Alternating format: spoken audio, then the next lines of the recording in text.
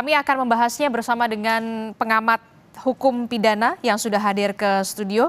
Selamat pagi, Assalamualaikum Abdul Fikar Hajar. Selamat pagi. Selamat pagi Mbak Adisti. Oke, Pak Fikar, ini kan tadi kita baru saja melihat ya bagaimana respon dari tim kuasa hukum Peggy Setiawan yang mengatakan bahwa sebelum sidang peradilan yang hari ini agendanya kesimpulan ini mengatakan kami optimis majelis hakim yang diketuai oleh Hakim Tunggal Eman Sulaiman ini akan mengabulkan permohonan dari Peggy Setiawan begitu kan, karena dirasa atau dinilai alat buktinya ini memang mengada-ngada dan terkesan dipaksakan. Bagaimana Anda melihat ini? Ya, menurut saya ya dalam satu perselisihan di dalam satu forum peradilan ya selalu saja para pihak itu masing-masing bersifat subjektif gitu ya, baik pemohon maupun termohonnya gitu, dengan argumen dan alat bukti yang mereka miliki gitu ya, mereka pasti akan bersifat subjektif. Nah, karena itu nanti posisi objektifnya ada pada hakim, karena hakim yang akan melihat apakah argumen yang kemudian didukung oleh bukti-bukti yang diajukan oleh para pihak ini saling mendukung, mana lebih kuat gitu umpamanya soal error in persona itu tadi, ya kan? Itu kan sebenarnya argumen alibi. Ada dua alibi yang diajukan sebenarnya. Yang pertama alibi soal orangnya, error in persona, salah orang. Yang kedua alibi soal waktunya. Ya, artinya ketika peristiwa itu terjadi dia tidak pada tempat kejadian gitu, tapi dia ada di tempat lain gitu. Nah, ini kan argumen ini kan juga harus didukung oleh alat bukti. Nah, demikian juga dari pihak termohon umpamanya, ketika dia menetapkan gitu ya, tersangka itu menjadi tersangka gitu ya, dia juga harus didukung oleh dua alat bukti. Nah, salah satunya umpamanya apa? Itu tadi maunya ada putusan pengadilan yang menyatakan ada buron gitu, ya kan? Nah, buron itu terminologi sebenarnya nggak ada di dalam KUHP ya, tapi itu dalam praktek buronan itu ada. Kan kesannya gini, buron itu adalah orang yang lari, ya. Nah, orang yang lari itu yang dianggap menurut hukum dia sudah ditetapkan sebagai tersangka karena dia dianggap buron. Kalau saksi dia nggak akan buron gitu, karena saksi setiap saat bisa dipanggil gitu. Tapi yang buron itu pasti tersangka gitu. Nah, seperti itu gitu. Nah, jadi dua argumen inilah yang nanti akan dipertimbangkan oleh hakim, mana sebenarnya yang lebih mendekati kebenaran gitu. Dan ini merupakan hari terakhir di mana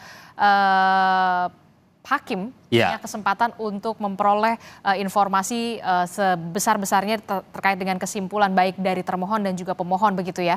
Sebelum akhirnya akan menentukan putusannya di hari Senin begitu ya. Betul. Nah, kalau yang juga menarik perhatian saya adalah kemarin ahli pidana dari Polda Jawa Barat ini kan sudah dihadirkan ya.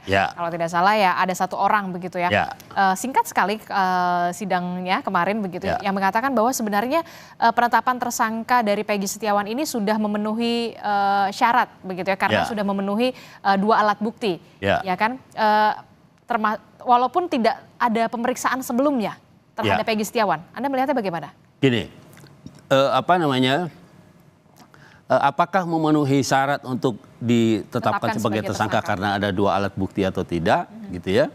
Nah, itu yang kemudian akan diperiksa, akan diuji di sini, ya. Apakah benar alat bukti itu kan formal sebenarnya, bahwa seorang bisa ditetapkan sebagai tersangka dengan formalnya harus ada dua alat bukti gitu. Nah, persoalannya adalah apakah dua alat bukti ini memang berkaitan dengan peristiwanya gitu. Nah, itu kan yang agak sulit sebenarnya menyimpulkannya gitu. Ya karena apa? Ya pokoknya istilahnya kalau orang Betawi bilang pokoknya ada dua alat bukti gitu kan, karena pendekatannya formal. Tetapi sebenarnya menurut saya peradilan ini juga harus menguji apakah dua alat bukti yang ditampilkan itu relevan dengan peristiwanya gitu. 8 tahun yang lalu. Iya, itu yang makanya saya bilang harusnya diuji juga gitu. Jangan yang pada saat sidang pembuktian kemarin. Iya, karena ini penetapan tersangka. Artinya gini, penetapan tersangka mestinya selain pendekatannya formal juga harusnya material juga.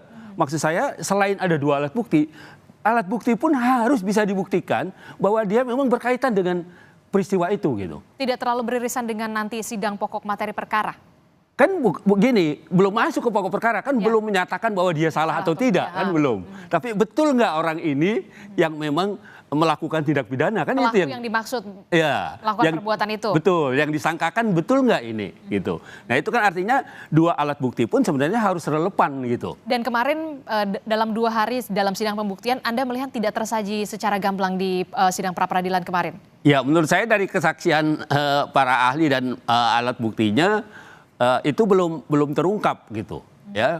Walaupun umpamanya di belum dalam terungkap atau tidak mau diungkap? Menurut saya belum terungkap lah. Belum terungkap, oke. Iya. Karena gini, di dalam satu peristiwa pidana gitu kan sebenarnya bisa dikategorikan ada 4 modus ya. Modus yang paling mudah adalah tertangkap tangan. Ya. Iya kan? Kalau tertangkap tangan itu tidak perlu ada formalitas apapun.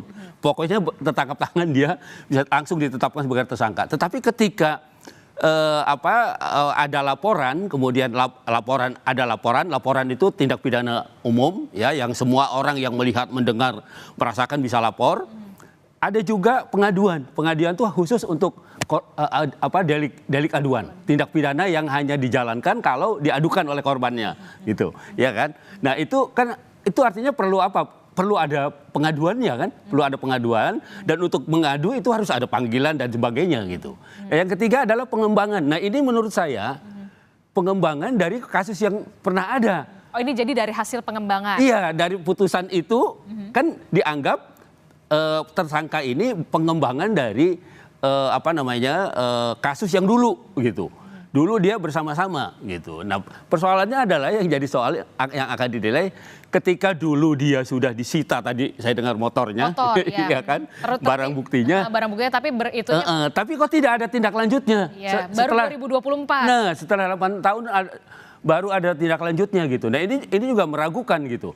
Artinya betul enggak itu orangnya itu? Kalau memang betul, mestinya pada 2016 itu sudah dilakukan gitu. Itu yang juga menjadi pertanyaan, ada apa itu kan, Pak Fikar? Nah itu dia. Nah, saya kira pra-peradilan ini belum tuntas nanti memecahkan masalahnya, tetapi nanti di persidangan pokok perkaranya akan nampak benar gitu. Kenapa baru 8 tahun ini diproses gitu, iya kan? Kenapa baru ketika ada filmnya ini baru jalan lagi, momennya seperti itu kan? Nah itu juga jadi pertanyaan publik gitu.